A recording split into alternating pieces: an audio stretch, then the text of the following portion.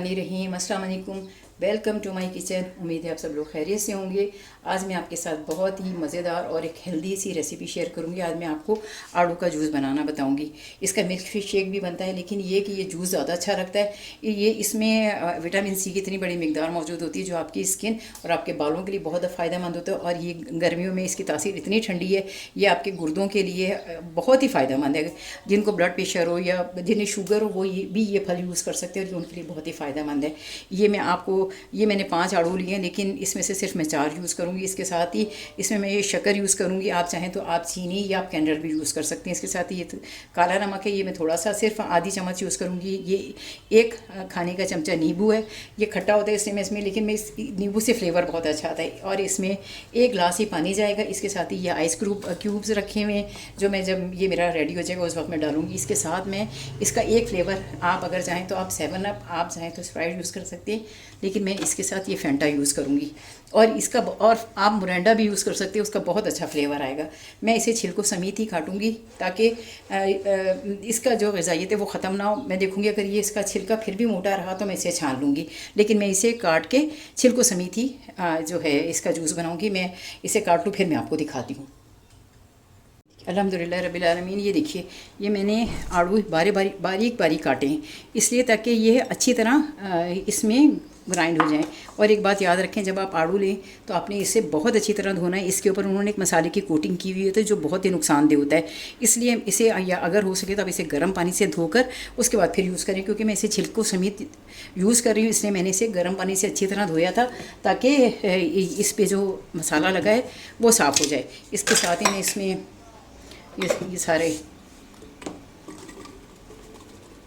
ये मैंने इसमें आड़ू डाल दिया। इसके साथ ही मैं इसमें थोड़ा सा बस ये 1 गिलास पानी डालूँगी ताकि ये इसे पीसने में ज़रा आसानी रही। 1 गिलास पानी मैंने इसमें रखा था, ये गिलास पानी इसमें है, डाल दिया मैंने। इसके साथ ही मैं इसमें ये देखें, ये सिर्फ 1 चुटकी मैंने इसमें ये डाला है काला नमक, क्योंकि मैंने ज़्यादा उस चमचे से इसलिए नहीं डाला कि ये ज़्यादा ना हो जाए। इसके साथ ही मैं इसमें ये 1 खाने का चमचा ये इसमें ये देखें, मैंने ये आधा काट के रख लिया था, आधा ये रखा हुआ है।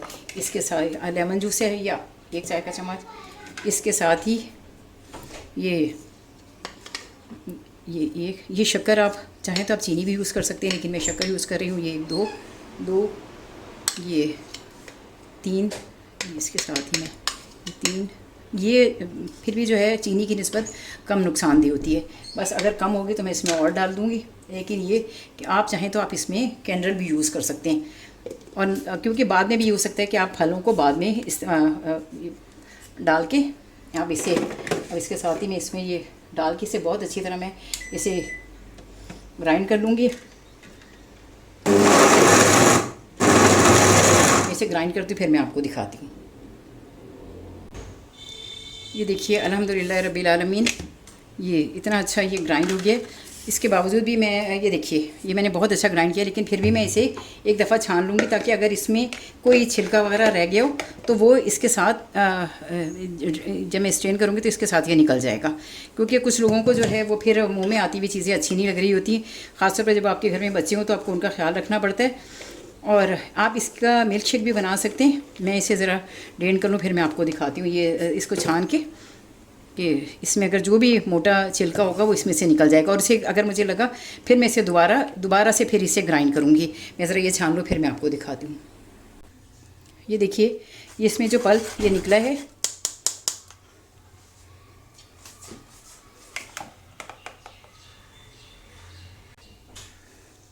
इस पल्प को जो मैं दोबारा ना थोड़ा सा ग्राइंड करके फिर इसमें बाकी छान लूँगी ताकि ये बिल्कुल ज़ाया ना हो। क्योंकि ये अल्लाह ताला ने ग़िज़ाइयत से भरपूर ये फल पैदा किया अल्लाह ताला ने, और ये विटामिन सी से भरपूर है। इसे मैं थोड़ा सा और ग्राइंड कर लूँ फिर आपको दिखाती हूँ। देखिए, अल्हम्दुलिल्लाह रब्बिल आलमीन, ये मेरा ये इसका आड़ू का जूस बिल्कुल रेडी हो गया। ये देखिए, इसे मैंने छान लिया था ताकि अगर इसमें बहुत थोड़ा सा पल्प था, लेकिन ये कि ज़्यादातर इसमें वो ग्राइंड हो गया है। अब मैं आपको इसे ग्लास में निकाल के दिखाती हूँ। अभी पानी मैंने इसमें ठंडा रखा था, लेकिन मैंने इसमें बर्फ़ नहीं डाली थी कि मैं बर्फ़ बाद में डालूँगी। बस मैं आपको दिखाती हूँ उसमें ग्लास में निकाल के। अल्हम्दुलिल्लाह, ये मेरे आड़ू का जूस बिल्कुल रेडी हो गया अल्हम्दुलिल्लाह। मैं ये इसमें ग्लास में फ्रूट डाल दूँगी, क्योंकि मैं उसमें नहीं डालती, मुझे डर लगता है कि मेरा ग्राइंडर ख़राब ना हो जाए, इसलिए मैं हमेशा या तो बहुत चूरा करके उसमें डालती हूँ या फिर मैं ग्लास में ये क्यूब्स डाल देती हूँ। एक ग्लास को तो मैं वैसे ही भर दूँगी।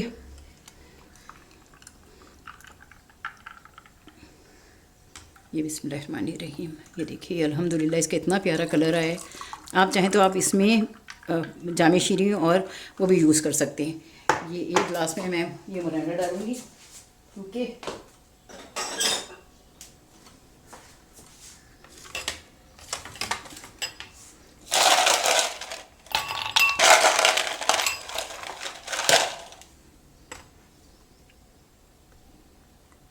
मैंने इसे गाढ़ा बनाया है।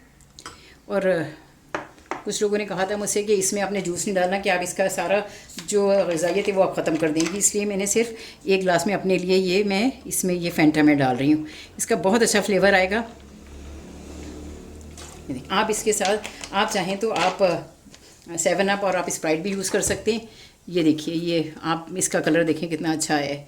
ये अल्हम्दुलिल्लाह रब्बिल आलमीन मेरा ये जूस बिल्कुल रेडी है। अगर आपको अच्छा लगे, आपको मेरा खाना अच्छा लगे, मेरी रेसिपी पसंद आए तो मेरे चैनल को लाइक करें, सब्सक्राइब करें, दिल चाहे तो बेल आइकन भी प्रेस कर दें। लेकिन मुझे अपनी दुआओं में याद रखें। इसमें आप थोड़ा सा ये काला नमक और अगर आपके पास जामी शीरी या रूह अफ़ज़ा हो तो आप वो भी डाल सकते हैं, और ये आप काट के भी लगा सकते हैं, लेकिन मैं नहीं लगाऊंगी, इससे मुझे लगता है कि ये फल सारा ज़ाया हो जाएगा। ये अब अल्हम्दुलिल्लाह रब्बिल आलमीन, आपको अगर मेरा चैनल पसंद आए और अच्छा लगे तो उसे लाइक करें, सब्सक्राइब करें, देर चाहे तो बेल आइकन भी प्रेस कर दें। लेकिन मुझे अपनी दुआओं में याद रखें। ज़िंदगी रही इंशाअल्लाह तो फिर किसी वीडियो में मेरी आपसे मुलाकात होगी। अल्लाह हाफिज़, फ़ियामान अल्लाह, फ़ियामान अल्लाह।